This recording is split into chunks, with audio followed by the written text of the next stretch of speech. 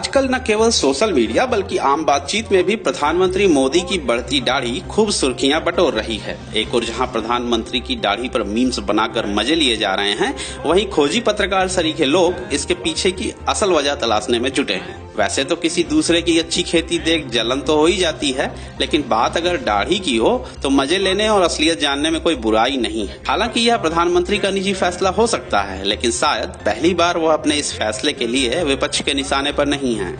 Social media पर प्रधानमंत्री मोदी की दाढ़ी को लेकर तमाम दिलचस्प बातें वायरल हो रही हैं। कोई उन्हें सेंटा क्लॉज कहता है तो कोई उन्हें सलाह देता है कि वो महाभारत के भीष्म पितामह की तरह लहराती दाढ़ी मूंछ बढ़ा लें। यही नहीं, किसी को प्रधानमंत्री के नए लुक में छत्रपति शिवाजी की छवि दिखती है। हालांकि मजे लेने की बात तो ठीक है, लेकिन सवाल तो वाजिब है और देश को जानने का हक भी है कि उनका प्रधानमंत्री दाढ़ी क्यों बढ़ा रहा है। देश में कोरोना की दस्तक के बाद उन्होंने मार्च में टीवी पर जनता कर्फ्यू का ऐलान किया। उस वक्त उनकी दाढ़ी सलीके से कटी हुई थी, लेकिन करीब 3 महीने बाद अनलॉक 2 के ऐलान के वक्त उनकी दाढ़ी काफी बड़ी हुई दिखी।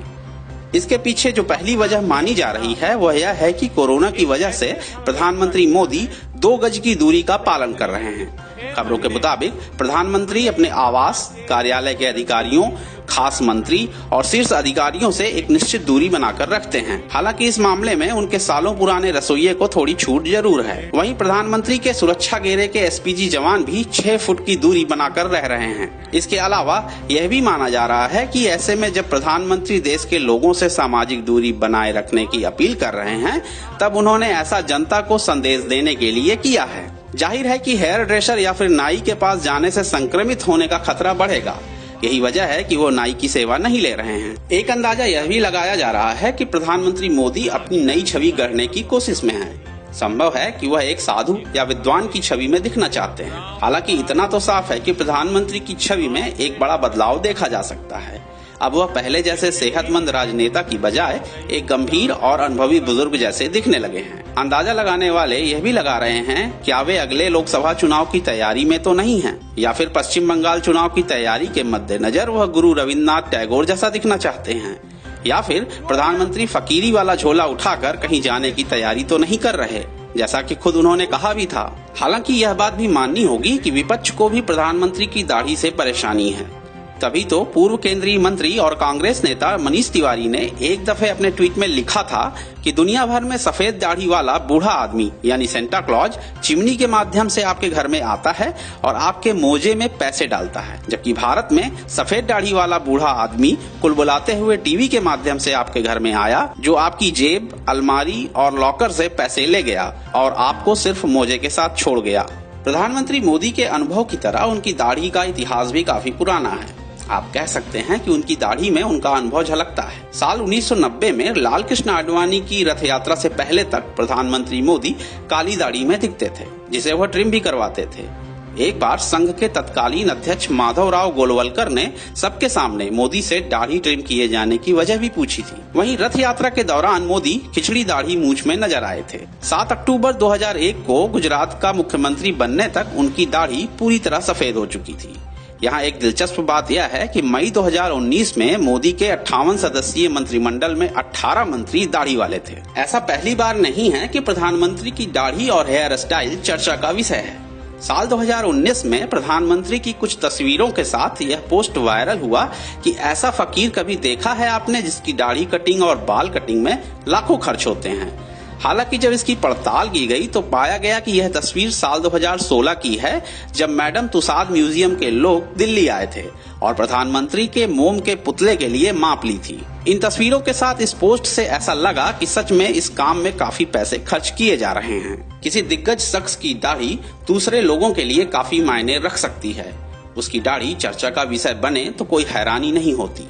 साल 2014 के चुनाव से पहले जब नरेंद्र मोदी प्रधानमंत्री पद की उम्मीदवारी के तौर पर पेश किए जा चुके थे, तब एक ब्लेड कंपनी द्वारा आयोजित एक कार्यक्रम में अभिनेत्री चित्रांगदा सिंह ने एक सवाल के जवाब में कहा कि नरेंद्र मोदी दाढ़ी मूंछ मुंडवा लें तो ज्यादा अच्छे लगेंगे। एक वक्त था जब महानायक अमिताभ बच्चन ने अचानक दाढ़ी रख ली, तब यह चर्चा का विषय बना और वजह पूछी जाने लगी।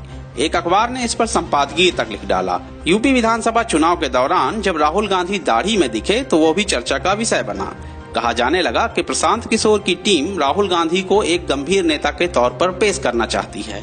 इसी कवायद में राहुल गांधी चुनाव में दाढ़ी में नजर आए। अभी पिछले दिनों अमेरिका में डेमोक्रेटिक पार्टी के नेता बेतो ओरुर्क की दाढ़ी को लेकर खूब हाय तौबा मची।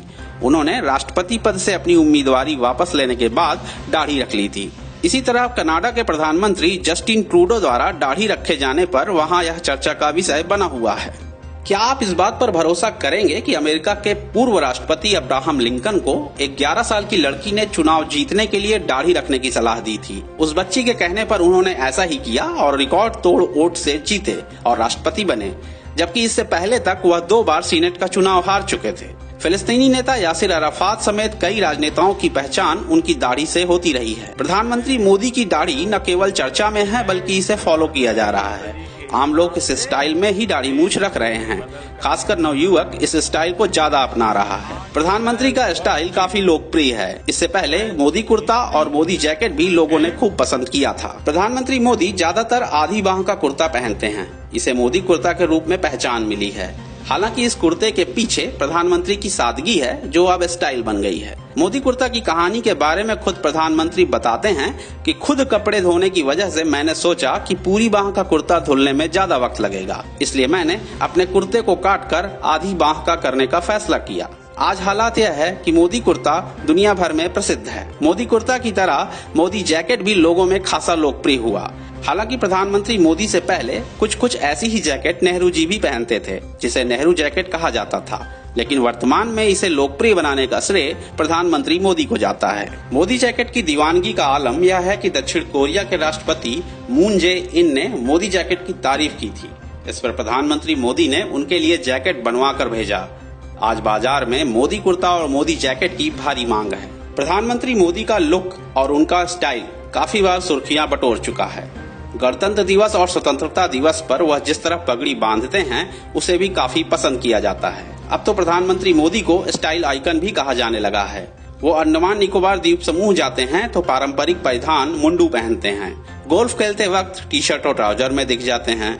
आप उन्हें टेक्सन हैट और ट्रेंच कोट में भी देख सकते हैं। वह शॉल के साथ भी प्रयोग करते दिख जाते हैं। यही वजह है कि कई दफे उनके सूट को लेकर विपक्ष उन पर निशाना साधता है।